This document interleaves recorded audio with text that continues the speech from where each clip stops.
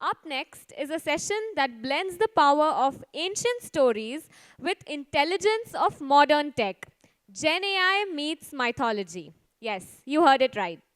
Please welcome Siddhant Agarwal, sir, Developer Relations Lead at Neo4j APAC, ex Google GenAI team, and a Google developer expert. He's mentored startups, shaped developer tools, and continues to push innovation through his work. Today, he'll tell us how, through generative AI, one can learn to preserve and even reimagine mythology, merging data with divine storytelling. Let's give Sir a warm round of Thank applause. you. Hi, everyone. I hope my friend Raj has given you a good dose of knowledge. Yes? Are you all awake? Ready to see how GenAI can also do storytelling? That's what I'm going to talk today. How GenAI meets mythology. That's the topic. A quick introduction about myself. I am Sid. I lead developer relations for APAC at Neo4j. Started my career with IBM as a Java technology engineer, but then soon turned my passion towards DevRel, dev advocacy into profession, and that's what I've been doing for over a decade now. Worked with Google in the past, IBM in the past, a couple of startups as well. I'm also GDG and GDG Cloud Bangalore organizer and a Google developer expert in GenAI. So that's a bit about myself, and I'll dive into the topic. But before that, I have two exciting things. So I'm giving out two giveaways, two copies. Oops, two copies of my book. Is it back? Two copies of my book, which I recently launched. Um, the questions will be revealed later, but you have to pay attention to the entire deck today. Okay, so who has heard of Neo4j? Quick show of hands. Interesting. Okay. How many of you have worked with Neo4j as well? One. Anyone else? Okay. So I'll do a quick brief on what Neo4j is, and then we'll dive into the actual topic. So Neo4j is a graph database company. We have been in the graph database industry for more than 17 years. We created this category, and we are the category leaders as well. It starts all the way from graph theory, which you might have studied, where you have these circles, and there is a line connecting another circle, and then you form a bigger network out of it. So if I take an example of movies data set, I can form this kind of a graph model and say that there's an actor who acted in a movie. So I can have these circles are basically my nodes, and these can be identified by one or more labels, like movie or animated or actor, so on and so forth. And then the actor connects with the movie with the relationship type as acted in. There's a direction which goes from actor to movie or to actor to animated. And then I can hold additional data in the form of key value pairs. For example, in a movie, I can say there's a title, there's a released year. Similarly, for acted, I can say there's a role and then a value to it. Okay. All in all, it's a native graph database. We also built in data science and analytics capabilities on top of it. And then there are a lot of development tools and frameworks. So if those who have not worked with Neo4j, it's an open source tool as well.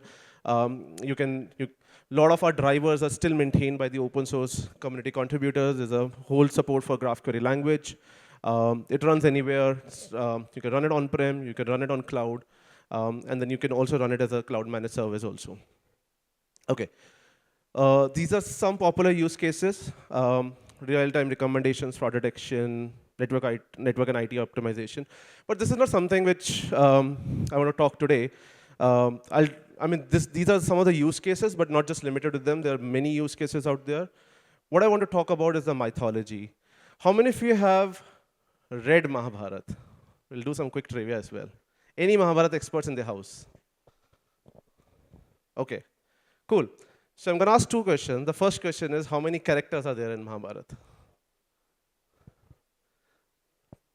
The Mahabharata experts in the house, come on, answer it. Any guesses? Just shout it out. 150, okay. 500, millions.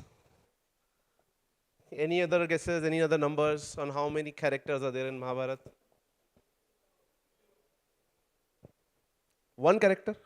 Just one character. And what's that? Oh my God, okay. How many relationships are there in Mahabharata? We'll come to the answer to the previous one. How many relationships are there in Mahabharata?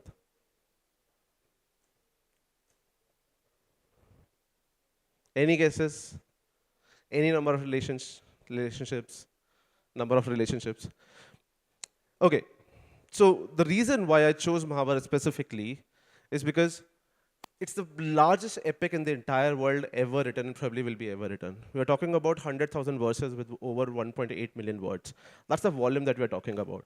I mean, we are living in a GenAI world. I'm sure everyone would know that consuming this many information, these many textual documentation is super tough. So that's the volume that I wanted to explore. Second is there are 200 significant primary characters and there are countless secondary figures. There's no limit to it, there's no count to it, and it's literally impossible to really get in the depth of it. Third is the intricate web of relationships that makes Mahabharata also as a complex piece in the history ever written. So what kind of web I'm talking about relationships? There are familiar relationships like father-son, siblings, etc. There are marital alliances, marriages for political alliance and family continuity.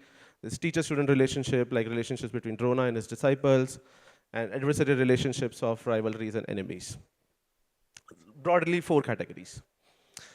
But when I started building this project, the immediate thought was, why don't I put this in a kind of a regular table format, rows and columns. So that's what I started doing. I started putting this into this kind of a format, which was getting difficult for me, myself, to understand what it is all about, how one character is connected with another character. It was getting super difficult.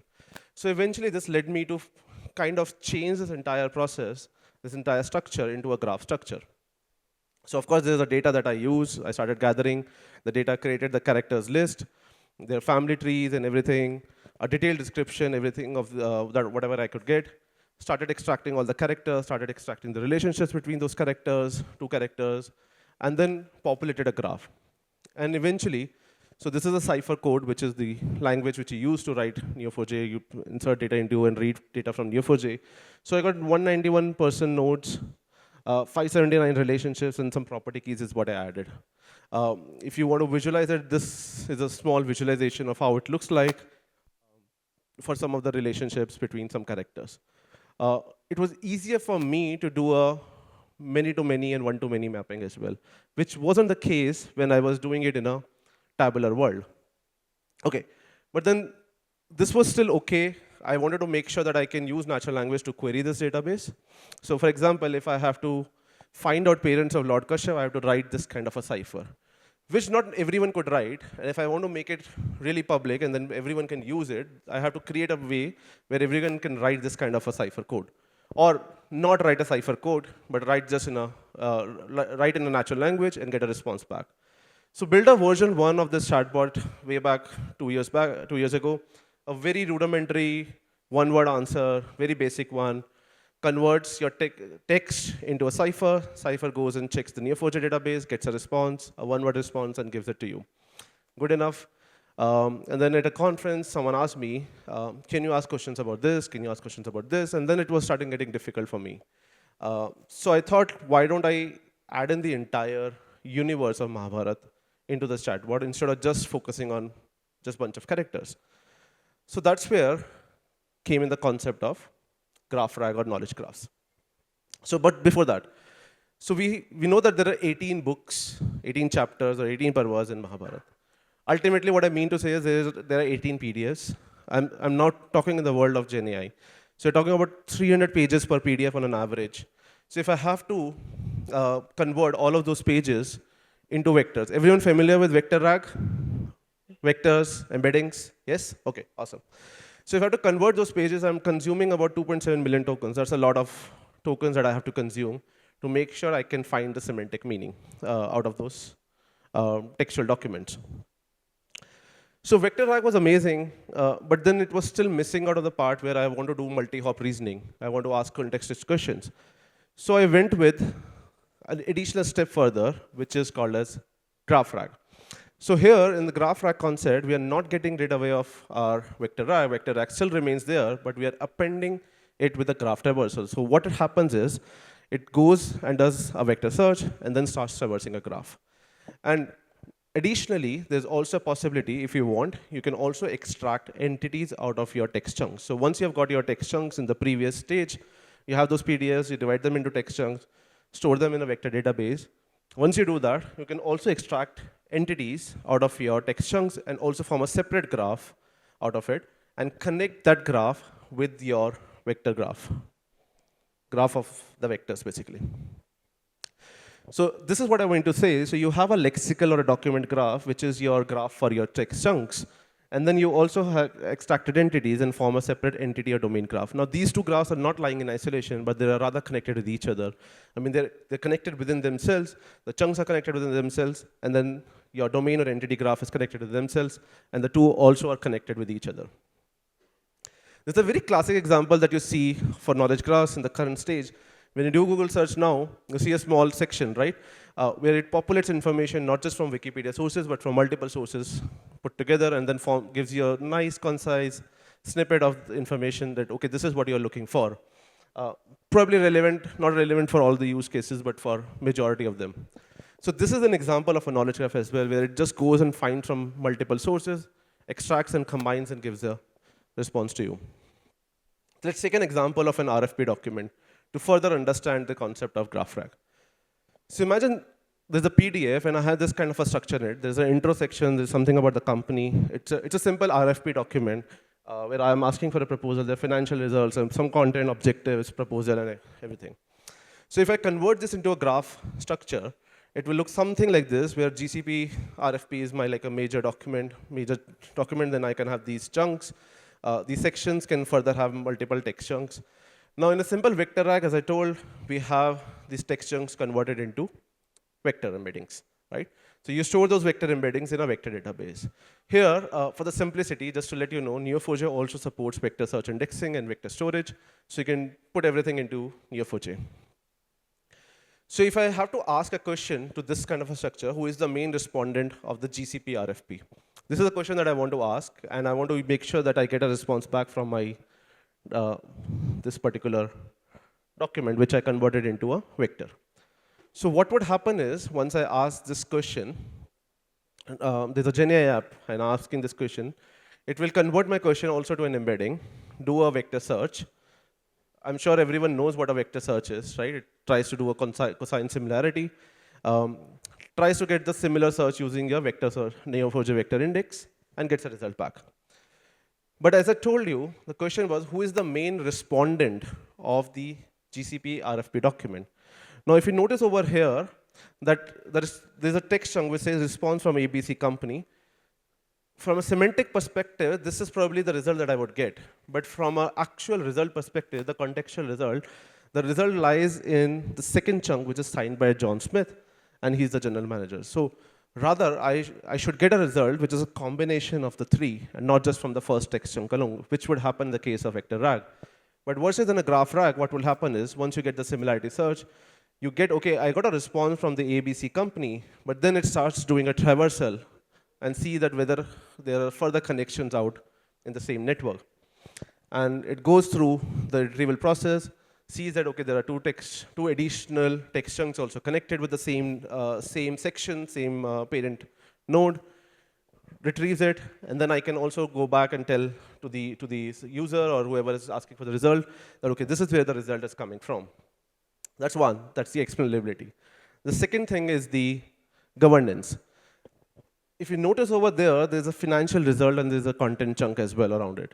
This financial result may be a very classified document and classified information which should not be accessed by everyone, right? So I can put some fine-grained access control policies to make sure that information is prevented by users, by anyone at the node level, and also overall in the application as well. That's easily doable in a graph format. So ultimately what will happen is, once I get the vector result, it goes and does the graph traversal, gives it back to the Vertex AI LLM, any LLMs from the Vertex AI model garden, combines it, and then I get a result now as the main respondent of the GCP RFP is John Smith. He's the general manager of XYZ Group representing ABC company. This was the source used. So the result is now much more context-rich, explainable, and also I can put some governance as well around it. So that's the whole idea about GraphRag in general. Now, switching it back to my project. Now, to make sense out of those 18 PDFs, I just don't have to convert them into vectors. As I told, there are 2.7 million tokens. That's one part. But second part is I really want to make sure that I can extract entities from a separate graph so that I can ask multi-hop questioning to it. So this graph builder tool came into my rescue, where it helped my life, made my life much more easier to build a graph out of those 18 PDFs. It's a lot of work that has to be done. So this tool did it very smartly on its own, like in a no-code environment. I just had to submit those 18 PDFs, and it started scraping everything, and then created nodes on its own. This is the tool which I'll showcase in a while, later on. I put in all my 18 PDFs, and then after all of that, I got 51,000 nodes and 500,000 relationships. That's a lot of information. Now I want to test it out further to see the power of GraphRag. So I built a application, a chatbot application to test it out. But what's good if I don't use this application in a vernacular language? I just use it in a regular Indian language. So went a step further, that if I ask a question, I should get a response back maybe in my vernacular language or get an audio response back. And this is what I did after that. So let me show you a quick demo. So this is what my chatbot looks like right now. So if I use any of the LLMs, let's say Gemini 2.5 preview, I ask a question, describe the relationship between Karna and Kunti, and how did it affect the war. So let's ask this question. Just bear with me, it's a little slow because it's running on a decent server.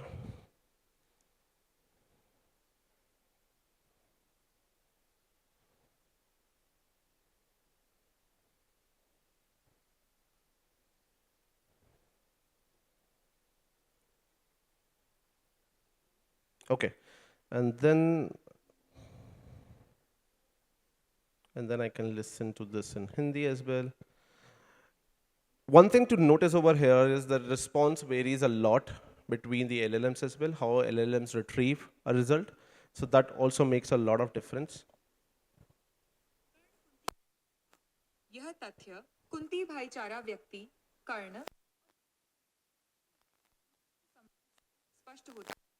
इस संबंध ने युद्ध को कई तरह से प्रभावित किया। कुंती का पुत्र होने के बावजूद कर्ण कौरवों की ओर से लड़ा और दुर्योधन का शुभचिंतक था। हालांकि कुंती के प्रभाव के कारण कर्ण ने एक युद्ध के दौरान नकुल की जान बख्श दी, क्योंकि उसे कुंती के शब्द याद थे। इसके अतिरिक्त कुंती के गंभीर अर्थ वाले शब्द भीष्म और द्रोण ने सुने थे, और उन्हें विश्वास था कि उनके अन्य पुत्र पांडव उनके अनुसार कार्य करेंगे, खासकर जब वे वासुदेव द्वारा अनुमोदित हों। Now you can see the how GraphRag can help me answer the context-rich questions and multi-hop reasoning as well. Okay, so this is a short demo. Now coming back to my deck.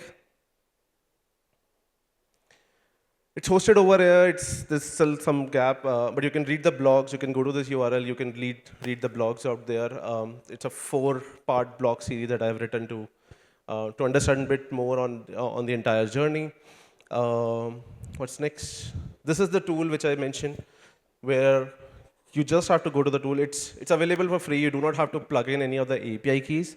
But we provide, so if you go to this URL, the hosted version, we'll just provide you 2 LLMs. And there's some rate limits that we have also given. But if you want, you can just go to this documentation page. You'll find the link to the GitHub repo, which I'll show also in a while. So this GitHub repo that you can use, you can run it as a local version, host your own front end and back end, and then you can also use any of your own LLMs. You can use a local LLM from Olama, or you can use any of the LLM API keys, plug it into the tool, and it will do the task for you. So this is where it is hosted. This particular tool is hosted at this GitHub URL. If you want, I would definitely recommend to go out, test out the tool, see how it works on a local environment, test with your local LLMs. As I said, the response varies a lot between the LLMs as well. So maybe the same question, if I ask to GPT-4o, maybe I get a different response back. Almost similar, but slightly varied. I mean, the way LLMs, after retrieval, they summarize, that also makes a lot of difference.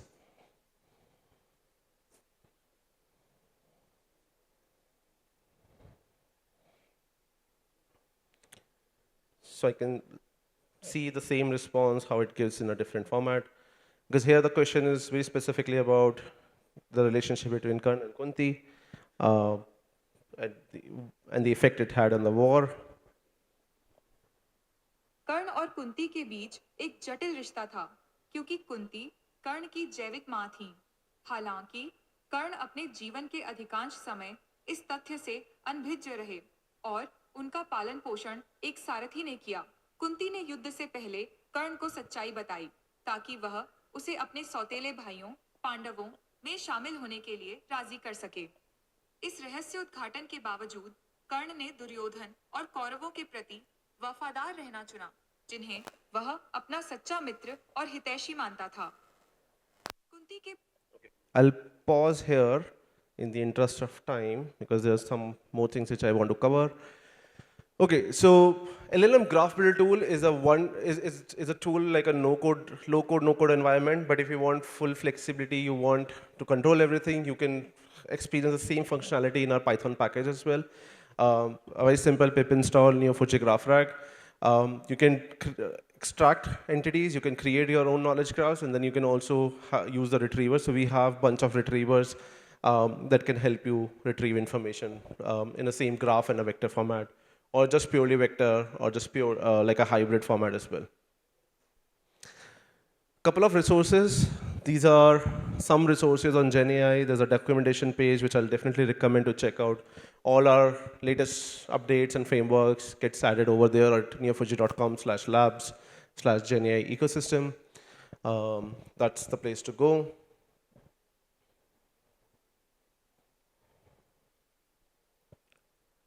And then the next thing is the giveaway. I'm almost towards the end. There are a few more resources that I want to share, but I definitely want you to take part in a small, very small quiz.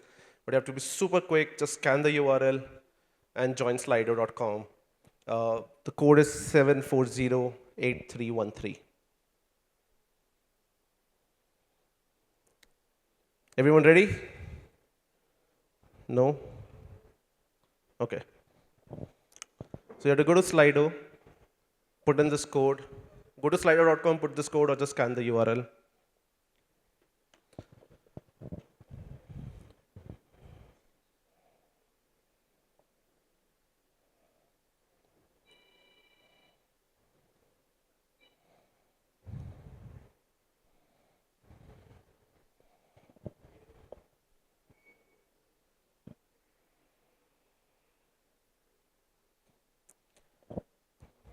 I'll pause for next 30 seconds for you to join, and then we'll start. It's a fastest fingers first. You'll get 10 seconds for each answer. 5 questions overall. After 2 questions, there'll be a leaderboard. And after the 5th question, we'll announce the 2 winners.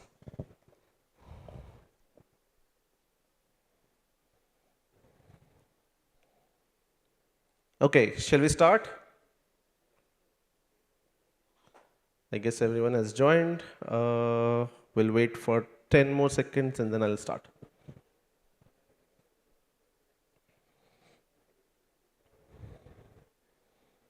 Okay, so first question.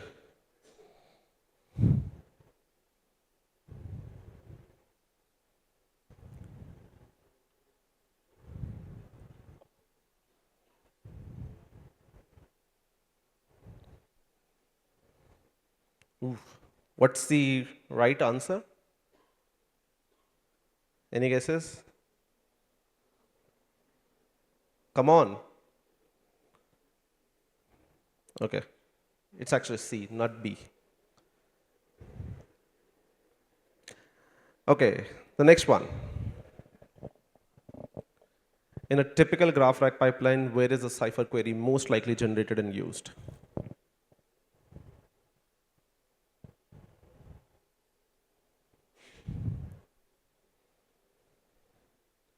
Okay, not bad. And the right answer is, which everyone says is, most of you says is B. Want to see the leaderboard? Hulk. Oh my God. Okay, Rajasthan. Who is Rajasthan? Okay, wait, hold on. There are the three more questions left.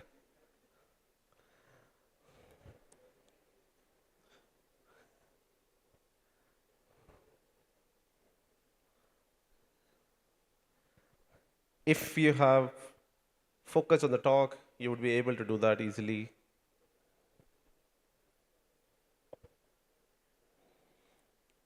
Okay, and the right answer is A. You're an awesome audience. I like it. The next one is, in a graph rag, why is it often better to model people, places, and things as a single node label with typed relationships rather than multiple node labels? It's a little tough one. I didn't discuss this specifically, but let's see. Okay. It allows for more flexible relationship-based reasoning.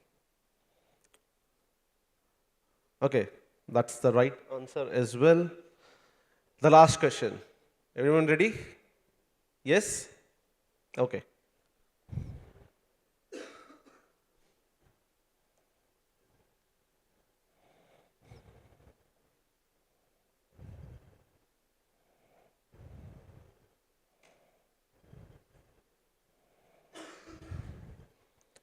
All right, let's see which is the right answer. And that is definitely the right one. And the winners are Yellow Jacket. Who is Yellow Jacket? Wow. Ravi. Well, there would be a lot of Ravi. Okay, awesome. Can we have a huge round of applause for these two folks, please? And also for Vikas R, Vish, and Rishabh Pamecha. I'm glad that you all five answered all the 5 questions correctly. Congratulations. Don't forget to collect your signed copy from me after the session. And with this, I'll just cover up the last few things on the resources. That there's more for everyone. Uh, there's a graph database Pune group as well, where we host multiple meetups. We try to do every month. If you're interested, please join the group as well. You'll get updated as soon as the meetup is announced. We run this local meetups also over here. You can learn more with Neo4j Graph Academy. There are free courses, hands-on courses on GenAI, Neo4j. You can take up the free certifications as well. Take up these courses. These are all self-paced. And then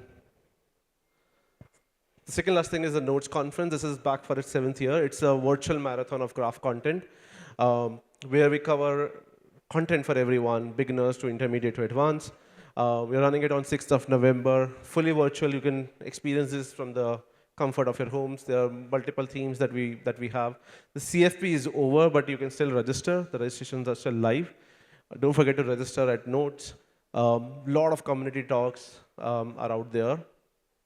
And last but not the least is a print copy. If you want a discount on the print copy of my book, you can also avail that on the print website, on the Amazon, Pact website. So yeah, that's it from my side. Thank you so much. Do we have time for questions, or do we? Unless you don't have any questions. Okay, cool. Thank you. Thanks, everyone.